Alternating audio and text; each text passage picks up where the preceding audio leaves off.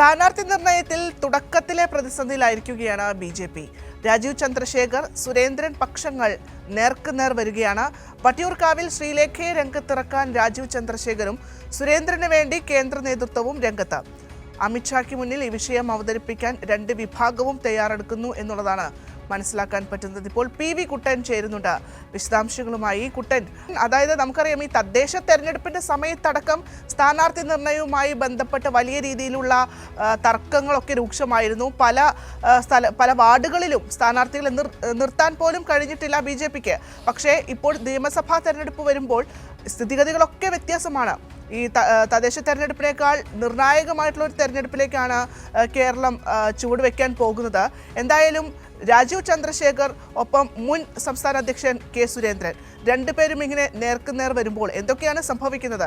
അതായത് തോൽക്കുമെന്നുറപ്പുള്ള പാലക്കാട് അടക്കമുള്ളതൊക്കെ വേണ്ട എന്ന് സുരേന്ദ്രൻ പറയുന്നുണ്ട്. ചില ആവശ്യങ്ങളൊക്കെ മുന്നോട്ട് വെക്കുന്നു. എന്തൊക്കെയാണ് സുരേന്ദ്രൻ പറയുന്നത്? ഒപ്പം കേന്ദ്ര ഇടപെടലൊക്കെ എങ്ങനെയാണ്? ഈ തെരഞ്ഞെടുപ്പിനകത്ത് വരുന്ന നിയമസഭാ തെരഞ്ഞെടുപ്പിനകത്ത് ബി.ജെ.പിക്കകത്ത് വലിയ രീതിയിലുള്ള പ്രശ്നങ്ങൾ നമുക്കറിയാം. രാജീവ് ചന്ദ്രശേഖർ പ്രസിഡന്റായി ചുമതലയേറ്റതിന് ശേഷം ബി.ജെ.പിക്കകത്ത് പ്രശ്നങ്ങൾ രൂക്ഷമായിട്ടേ ഉള്ളൂ. നേരത്തെയും മുൻ പ്രസിഡന്റുമാരുടെ കാലത്തൊക്കെ രണ്ട് വിഭാഗങ്ങൾ തമ്മിൽ എപ്പോഴും നേർക്കുനേർ ഏറ്റുമുട്ടുന്ന ഒരു സാഹചര്യം ഉണ്ടായിരുന്നു.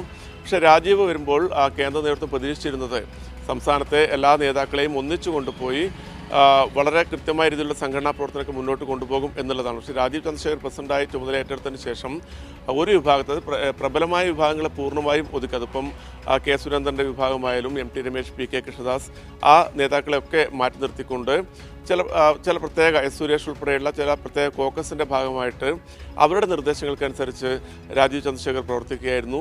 അത് ബി.ജെ.പിക്കകത്ത് പല തരത്തിലുള്ള അഭിപ്രായ വ്യത്യാസങ്ങൾക്കും തർക്കങ്ങൾക്കും ഒക്കെ ഇടയാക്കിയിരുന്നു. രാജീവ് സ്വന്തം തീരുമാനങ്ങൾ ആരോടും ആലോചിക്കാതെ ഒരു കോക്കസിനെ കൊണ്ട് മാത്രം അവരെ കൂടെ ചേർത്ത് നിർത്തിക്കൊണ്ടാണ് തീരുമാനങ്ങൾ എടുക്കുന്നതെന്ന് വലിയ രീതിയിലുള്ള വിമർശനങ്ങൾ പല ഘട്ടങ്ങളിലും ഉയർന്നിരുന്നു. ഇപ്പോൾ നിയമസഭാ ഇലക്ഷൻ എത്തുമ്പോൾ നിയമത്തെ മത്സരിക്കാൻ രാജീവ് ചന്ദ്രശേഖർ സ്വയം തീരുമാനിച്ചു. നേരത്തെ തന്നെ അദ്ദേഹം പ്രഖ്യാപിക്കുകയും ചെയ്തിരുന്നു. അതോടൊപ്പം തന്നെ കഴക്കൂട്ടത്ത് മുതിർന്ന നേതാവ് വി. മുരളീധരൻ മത്സരിക്കുന്നു.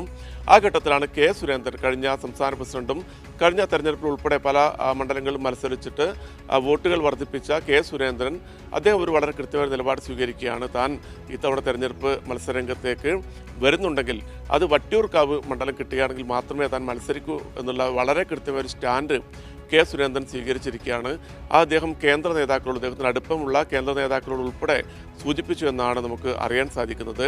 ആ ഒരു ഘട്ടത്തിലാണ് ശ്രീലേഖയെ രംഗത്തിറക്കിക്കൊണ്ട് ഈ ഒരു നീക്കത്തെ, കെ സുരേന്ദ്രൻ നീക്കത്തിന് തടയിടുന്നതിന് വേണ്ടി രാജീവ് ചന്ദ്രശേഖർ ശ്രമിക്കുന്നത്.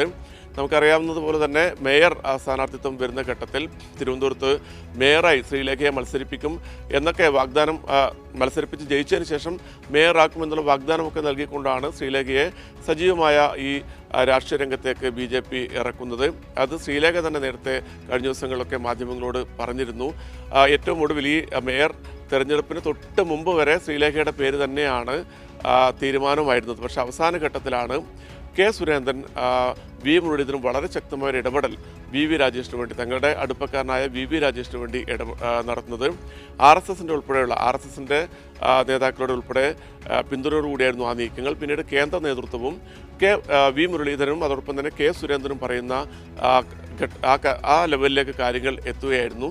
വി. രാജേഷിൻ്റെ പേര് ഈ രണ്ട് നേതാക്കളും പറഞ്ഞപ്പോൾ അതിനുവേണ്ടി മറ്റ് ചില ഘടകങ്ങൾ കൂടി ഈ നേതാക്കൾ പറയുന്നുണ്ടായിരുന്നു. അതായത് സജീവ രാഷ്ട്രീയ രംഗത്തുള്ള രാഷ്ട്രീയത്തിൽ പ്രവർത്തിക്കുന്ന വി. രാജേഷിനെ തന്നെ മേയറാക്കണം എന്നുള്ള കെ സുരേന്ദ്രൻ്റെയും വി. മുരളീധരൻ്റെയും നിർബന്ധത്തിന് മുന്നിൽ കേന്ദ്ര നേതൃത്വം വഴങ്ങുകയായിരുന്നു. കാരണം ഈ കേരളത്തിലെ തദ്ദേശ തെരഞ്ഞെടുപ്പിൻ്റെ ഒരു കണക്കുകൾ പരിശോധിച്ചപ്പോൾ കേന്ദ്ര നേതൃത്വത്തിന് വലിയ അതൃപ്തിയുണ്ട്. അമിത്ഷാ പറഞ്ഞ ലക്ഷ്യങ്ങളിലേക്കൊന്നും എത്തുന്നതിന് വേണ്ടി രാജീവിൻ്റെ നേതൃത്വത്തിലുള്ള കമ്മിറ്റിക്ക് സാധിച്ചിട്ടില്ല.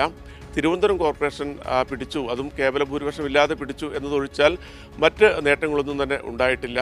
മുനിസിപ്പാലിറ്റികൾ ബി.ജെ.പിക്ക് ലഭിക്കും എന്ന് കരുതിയ മുനിസിപ്പാലിറ്റികൾ ലഭിച്ചില്ല. അതോടൊപ്പം തന്നെ കയ്യിലുണ്ടായിരുന്ന 12 ഉൾപ്പെടെ നഷ്ടമാവുന്നൊരു സാഹചര്യം ഉണ്ടായി.